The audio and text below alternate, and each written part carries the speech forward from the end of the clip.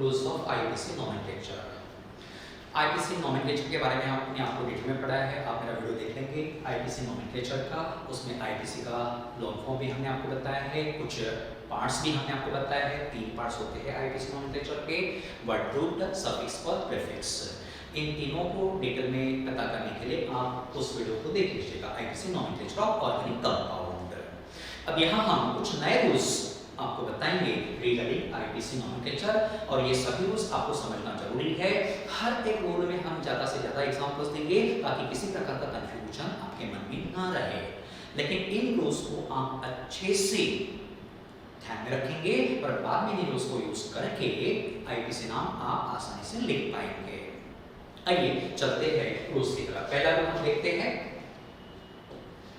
कुछ एग्जांपल्स यहाँ पे मैं दिख रहा हूँ। जैसे पहला एग्जांपल इस प्रकार से रहेगा सी सी सी सी। सपोज ये फर्स्ट एग्जांपल है, यहाँ हमने सिर्फ कार्बन स्केलेटन कंसीडर करना है, पूरे ऑर्गेनिक कंपाउंड का स्ट्रक्चर हम नहीं लिखेंगे।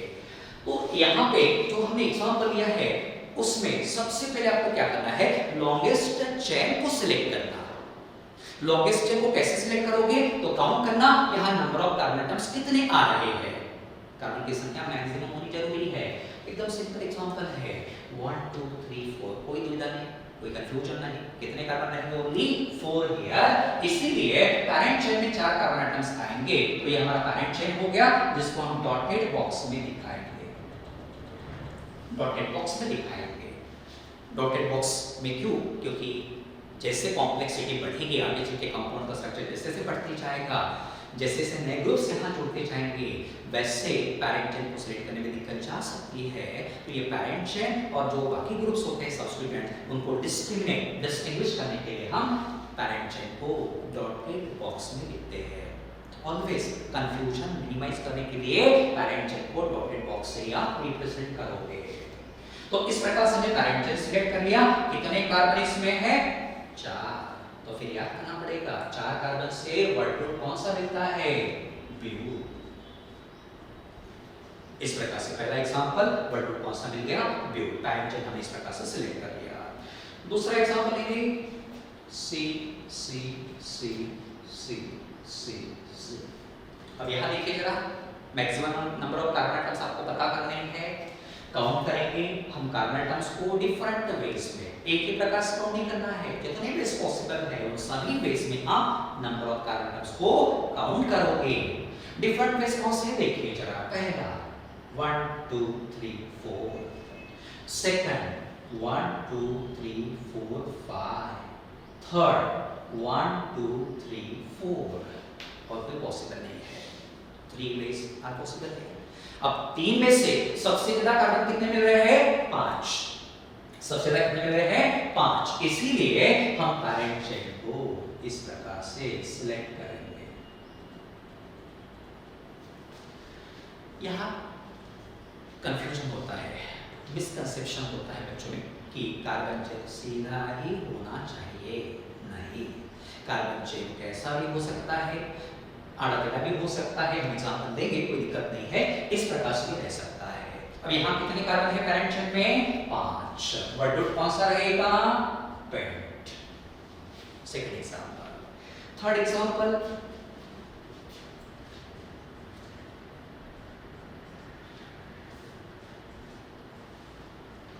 इस प्रकार से हम लेंगे।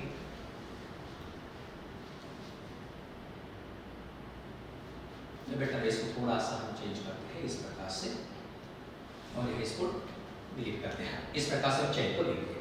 अब इस चेन में देखिए डिफरेंट वे में आपको काउंट करना है। पहला वे 1 2 3 4, सेकंड 1 2 3 4 5, थर्ड 1 2 3 4, फोर्थ 1 2 3 4 5, पांचवा कौन सा रहेगा 1 2 3 4 5 6। इस प्रकार से देखिए डिफरेंट वेज में काउंट करने के बाद पता चल रहा मैक्सिमम नंबर ऑफ कार्बन कितने रहेंगे, 6। ज्यादा से ज्यादा कार्बन 6 मिल रहे हैं, इसलिए हम पैरेंट चेन को इस प्रकार से सिलेक्ट करेंगे। 6 कार्बन आगे पैरेंट चेन में, वर्ड रूट कौन सा रहेगा, हेक्स। हो गया पैरेंट चेन का सिलेक्शन इस प्रकार से। नेक्स्ट एग्जांपल लेंगे, last example of first rule see see see see see see here see. अब यहाँ पे भी देखना डिफरेंट वेज में 1 2 3 4 1 2 3 4 1 2 3 4 5 6 1 2 3 4 5 मैक्सिमम नंबर किस प्रकार से मिल रहा, इस प्रकार से वर्ड कौन सा रहेगा, हेक्स रहेगा। तो पहला रूल क्या कहता है, select longest continuous chain of carbon atoms. Select longest continuous chain of carbon atoms including functional group or multiple bond। अब यहाँ functional group या multiple bond नहीं दिख रहे लेकिन उन्हें भी include करना पड़ेगा। including functional group or multiple bond if any which determines word root, जो क्या बताएगा, word root के बारे में बताएगा। फर्स्ट रूल अच्छे से याद रखना है। सबसे पहले आप किसको सिलेक्ट करोगे, लॉन्गेस्ट कंटीन्यूअस चेन को। देखिए कंटीन्यूअस दिख रहा, bonds are present here between two atoms. Select continuous chain of carbon atoms including functional group और multiple bond if present which determines the word root. So this is the first rule. Note down करेंगे।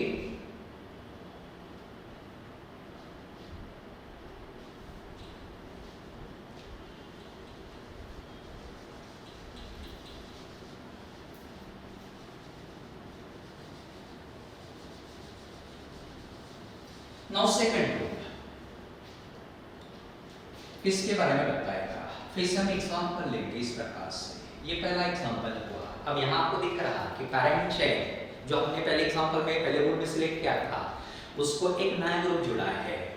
ये जो group parent chain को जुड़ा रहता उसे कहना substituent. क्या कहोगे, सब्स्टिट्यूएंट। इसलिए यहाँ जो CH3 दिख रहा it is considered as substituent। Second example लेंगे, C C C C here Cl। Parent chain हमारा इस प्रकार से रहेगा। पैरेंट चेन को एक और ग्रुप जुड़ा, एटम जुड़ा है, दैट इज Cl here। इसलिए इस Cl को आप क्या कहोगे, substituent. therefore the group attached to parent chain is known as substituent। जो भी ग्रुप पैरेंट चेन को जुड़ा रहेगा that is considered as substituent।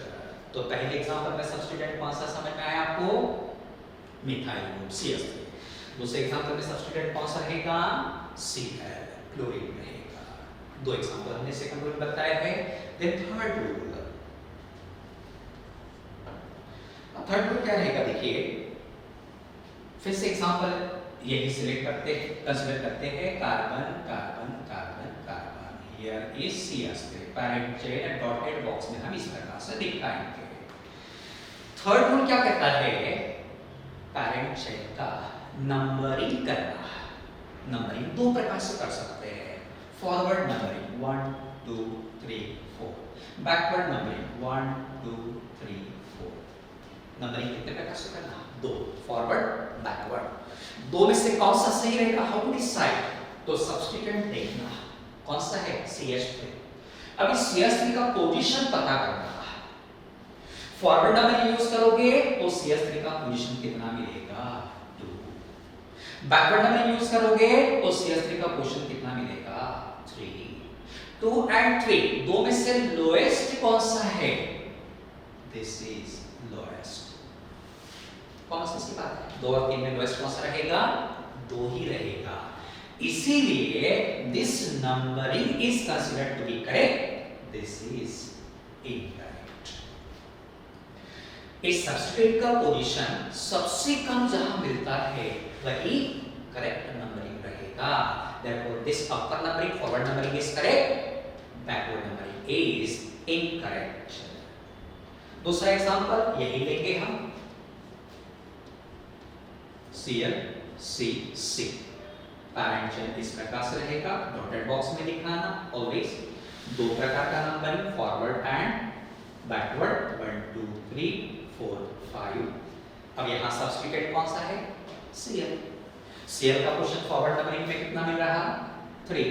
Backward में कितना मिल रहा 3, ठीक है। तो दोनों जगह अगर सेम है तो अब यहाँ दोनों नंबरिंग कैसे रहेगी, करेक्ट रहेगी। सब्स्टिट्यूट का प्रश्न अगर दोनों नंबरिंग में सेम आता है तो दोनों नंबरिंग कैसे रहेगी, करेक्ट रहेगी।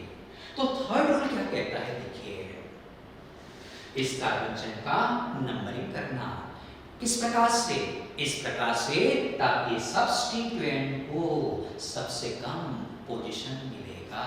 Therefore, third rule, repeating here, number the carbon chain in such a way that the substituent should get lowest position.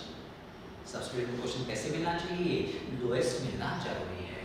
इस प्रकार से थर्ड रूल आपको याद रखना है। देन फोर्थ रूल क्या कहता है, एग्जांपल देखिए फोर्थ रूल का दो एग्जांपल्स हमारे पास है। पहला सी see see see C, first example here, यहाँ CH3, यहाँ CH3, ठीक है। फिर से सिलेक्ट करना पैरेंट चेन, किसमें दिखाओगे, डॉटेड बॉक्स में। नंबरिंग करोगे दो प्रकार से, फॉरवर्ड, बैकवर्ड और रिवर्स। अब यहाँ सब्स्टिट्यूएंट्स की संख्या बढ़ गई है, 2 सब्स्टिट्यूएंट्स, तो फिर ऐसे केस में हम क्या करेंगे। तो इस एग्जांपल में आपको इन सभी सब्स्टिट्यूएंट्स के पोजीशंस का सम लेना पड़ेगा। अब फॉरवर्ड नंबरिंग यूज करेंगे, इसका पोजीशन कितना है 3, इसका पोजीशन कितना है 4, दोनों का सम कितना मिलेगा 7। बैकवर्ड नंबरिंग से जाएंगे, इसका पोजीशन 2, इसका कितना 3, 2 + 3 5, 5 और 7 में लोएस्ट कौन सा, lowest 5। Therefore this numbering is correct, this numbering is incorrect।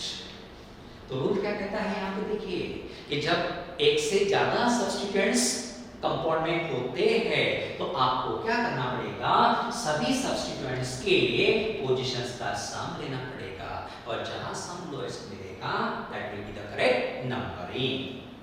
एक और एग्जांपल हम इसमें लेते हैं, 1 2 3 4 5 6, और इसमें जो सब्स्टिट्यूएंट्स रहेंगे उनका क्वेश्चन हम लेंगे यहाँ पे और यहाँ पे।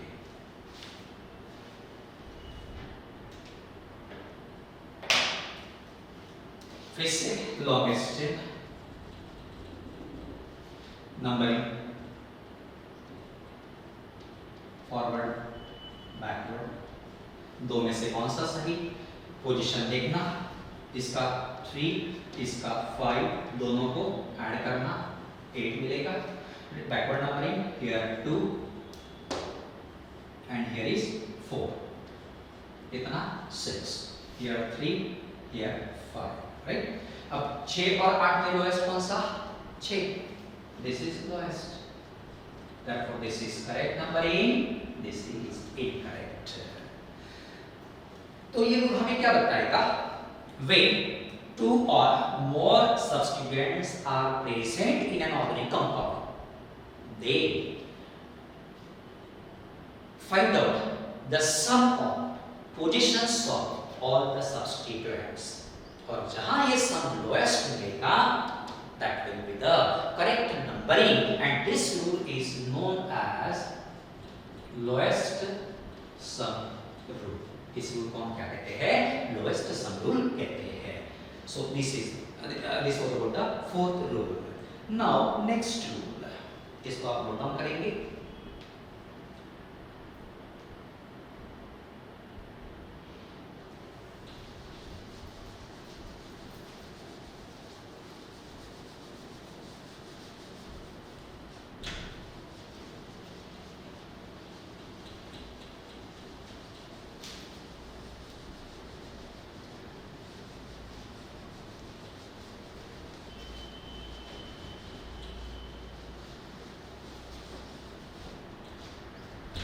पांचवा रूल लेंगे हम यहाँ पे, जिसमें हम दो एग्जांपल लेंगे, CC, here CH3, here CH3, फिर से ये पैरेंट चेक हो गया। नंबरिंग दो प्रकार से करेंगे, बाद में find out the correct numbering है। अब रूल क्या कहता है कि यहाँ दो सब्स्टिट्यूएंट दिख रहे हैं, दोनों सेम है। जब एक ही सब्स्टिट्यूएंट दो बार रहेगा तो प्रीफिक्स यूज करना डाई, इसका नाम रहेगा मिथाइल। ऑलरेडी अल्काइल ग्रुप में आपने पढ़ा है, तो यहाँ आपको नाम मिलेगा डाइमिथाइल। दो बार है इसलिए डाई, ठीक है। नेक्स्ट एग्जांपल सी सी सी, इस प्रकार से हमने लिया CH3 CH3 CH3, ये आपका पैरेंट चेन हो गया। अब बताइएगा सब्स्टिट्यूएंट कौन सा है? मिथाइल। कितनी बार है? 3 बार, इसलिए ट्राई। 3 के लिए यूज करोगे ट्राई। अगर 4 रहता है तो उसके लिए आपको यूज करना पड़ेगा टेट्रा। 5 बार रहता है पेंटा, 6 बार रहता है हेक्सा। अब ये जो सब्स्टिट्यूएंट्स आपको दिख रहे हैं मिथाइल या ethyl, Cl, Br, all these are considered to be simple substituents।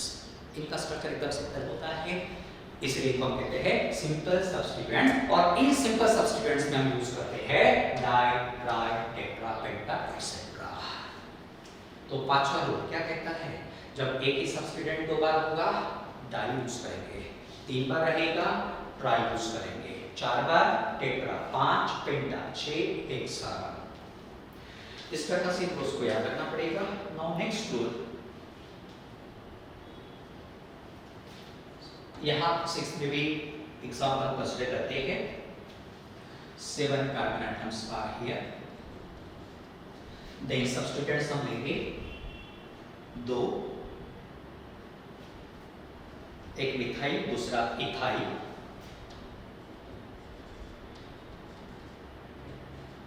ये मिथाइल है, ये इथाइल रहेगा। अब यहाँ पे हमें नंबरिंग सिलेक्ट करना पड़ेगा। किस प्रकार से? डॉटेड बॉक्स बनाया, parent chain, forward, backward.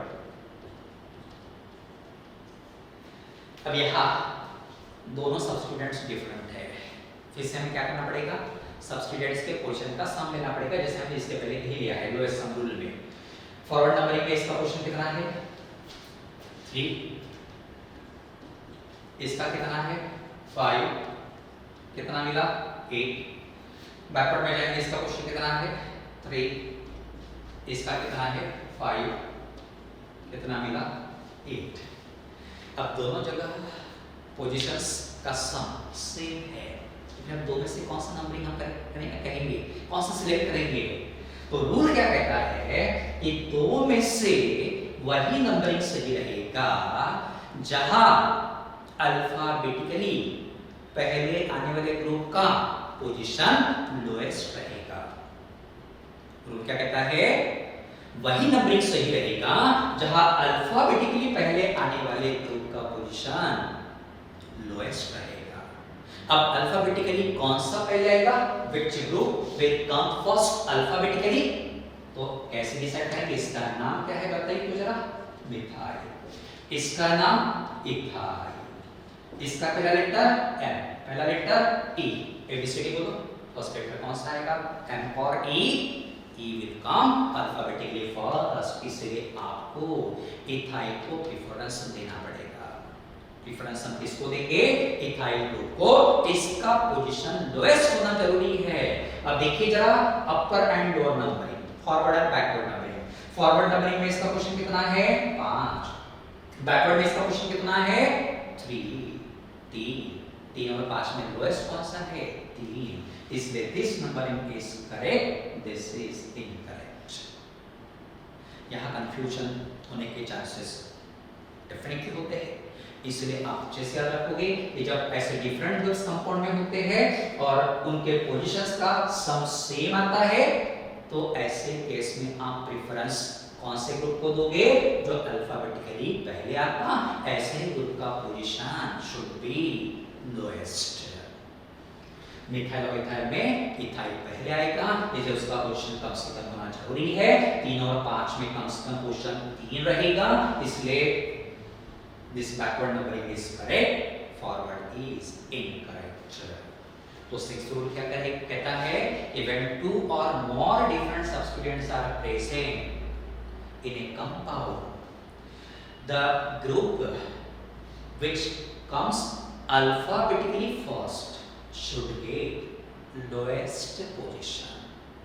Alphabetically पहले आने वाले ग्रुप को ही लोएस्ट पोजीशन मिलना जरूरी है।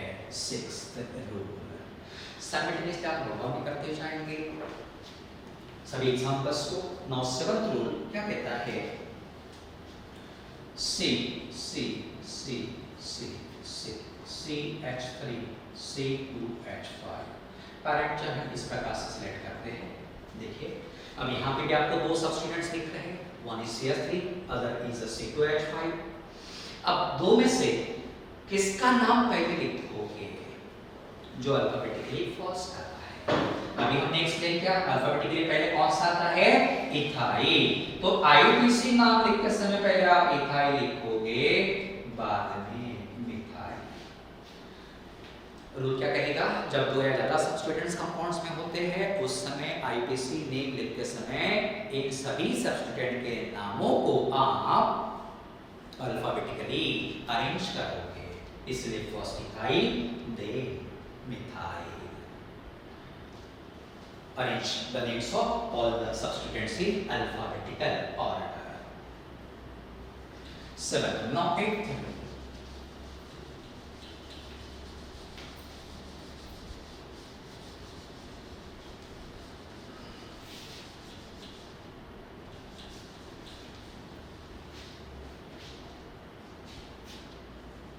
एट्थ रूल, यहां पे भी दो एग्जांपल्स हम लेंगे। पहला, अब यहाँ हमें क्या करना है, एक ही सब्स्टिट्यूएंट दो बार है तो इसका क्वेश्चन अब देखिए पता चलता है कि दोनों नंबरिंग सही है। इसके लिए इसका क्वेश्चन कितना रहेगा 2, इसका क्वेश्चन कितना रहेगा 4। अगर अपन नंबरिंग या फॉरवर्ड नंबरिंग कंसीडर करेंगे तो इसका 2 मिलेगा, इसका 4 मिलेगा। अब यहाँ एक ही सब्स्टिट्यूएंट का पोजीशन दो डिफरेंट मिल रहा, इन दो पोजीशंस को सेपरेट कैसे करना, बाय यूजिंग कॉमा। दो डिफरेंट पोजीशंस को या दो पोजीशंस को सब्स्टिट्यूएंट के दो पोजीशन को हम सेपरेट करते समय किसका यूज करेंगे, कॉमा यूज करेंगे। उसके बाद दो बार है इसलिए प्रीफिक्स डाई, CH3 के लिए रहेगा मिथाइल। अब ये नाम है और ये पोजीशन है, इनको सेपरेट करना बाय हाइफन।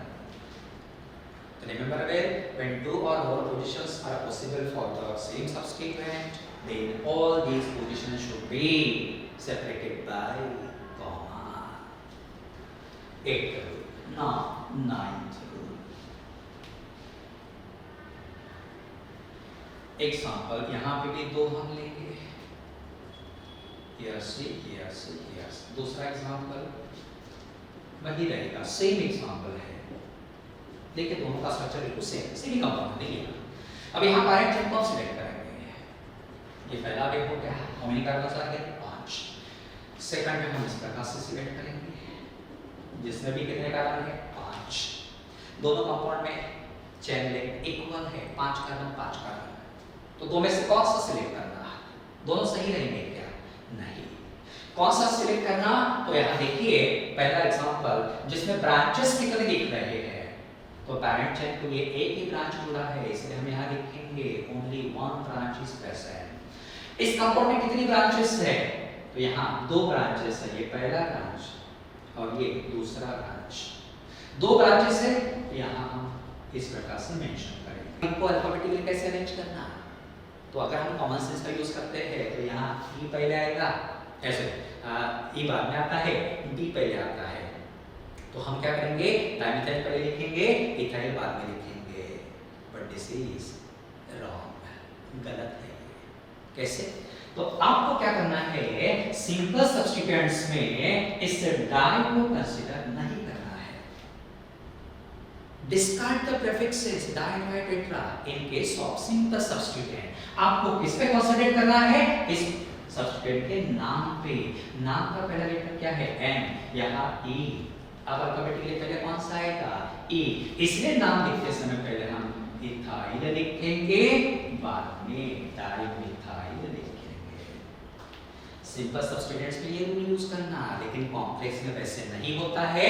कॉम्प्लेक्स में सब्स्टिट्यूएंट के पूरे नाम का पहला लेटर यूज करना डी, और यहाँ पहला लेटर ई। अल्फाबेटिकली डी कम्स फर्स्ट, इसलिए पहले इसका नाम बाद में इथाइल ग्रुप का नाम। This is the correct arrangement of names of substituents. तो रिमेंबर वेल रूल क्या कहता है, तो जब कंपाउंड में कॉम्प्लेक्स सब्स्टिट्यूएंट रहता तो सब्स्टिट्यूएंट्स के नाम अरेंज करते समय पूरे नाम का पहला लेटर यूज करना to arrange this substituents in alphabetical order. ये 11th रूल रहेगा। And now last rule.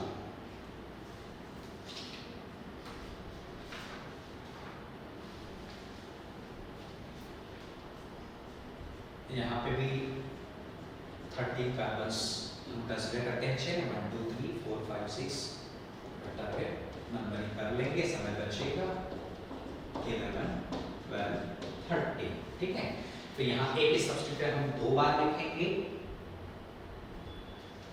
एक ही सब्स्टिट्यूएंट दो बार लिखेंगे CH। यही सब्स्टिट्यूएंट कंसीडर करते हैं CH, CH2, CH3, here CH3, here CH3, यहाँ पे भी उसी प्रकार समझाएंगे CH, CH2, same substituent repeated here CH3, CH3। अब आपको क्या दिख रहा है, सेम सब्स्टिट्यूएंट ट्वाइस। सिंपल और कॉम्प्लेक्स सब्स्टिट्यूएंट, कॉम्प्लेक्स सब्स्टिट्यूएंट। ठीक है, हमने आपको पढ़ाया है सिंपल सब्स्टिट्यूएंट दो बार रहता है तो डाई यूज करना, 3 बार है ट्राई, 4 बार है tetra. What about complex substituents, इस केस में हमें डिफरेंट प्रीफिक्सेस को यूज करना पड़ेगा। अब देखिए जरा यहाँ कौन सा प्रीफिक्स हम यूज करेंगे, तो ये सब्स्टिट्यूएंट कौन से कार्बन को जुड़ा है, पहला वाला 7, इसलिए 7। ये वाला कौन सा कार्बन को जुड़ा है 7, इसलिए कॉमा 7, देन हाइफन रहेगा। उसके बाद कॉम्प्लेक्स सब्स्टिट्यूएंट अगर दो बार आता है तो बिस यूज करना पड़ेगा। एक complex substituents is for 2 times, दो बार आता है तो बिस यूज करना पड़ेगा, और उसके बाद इनका नाम लिखना पड़ेगा। अब नाम क्या रहेगा बताइए जरा, तो जैसे 1 2 3 4 ऐसा जो हमने यहाँ एक्सप्लेन किया है यही नाम रहेगा। 1 2 डाइमिथाइल देन ब्यूटाइल। ठीक है, तो हमने 20 यूज किया, इसलिए कॉम्प्लेक्स सब्स्टिट्यूएंट दो बार आ गया। अगर कॉम्प्लेक्स सब्स्टिट्यूएंट्स 3 टाइम्स आता है तो आप ट्रिस यूज करोगे। इफ अपीयर फॉर 4 टाइम्स तो रहेगा टेट्राकिस, देन पेंटाकिस, हेक्साकिस। इस प्रकार से आपको इन सब्स्टिट्यूएंट इन प्रीफिक्सेस को यूज करना है। If complex substituent is appear for 2 times bis, 3 times tris, 4 times tetrakiss। इस प्रकार से इन सभी रूल्स को आपको अच्छे से याद रखना है और बार बार इनकी प्रैक्टिस करनी पड़ेगी। इन सभी रूल्स की प्रैक्टिस करनी पड़ेगी, अच्छे से इनको रिकॉल करते रहना पड़ेगा ताकि आप आसानी से ऑर्गेनिक कंपाउंड का IPC नाम लिख पाओगे।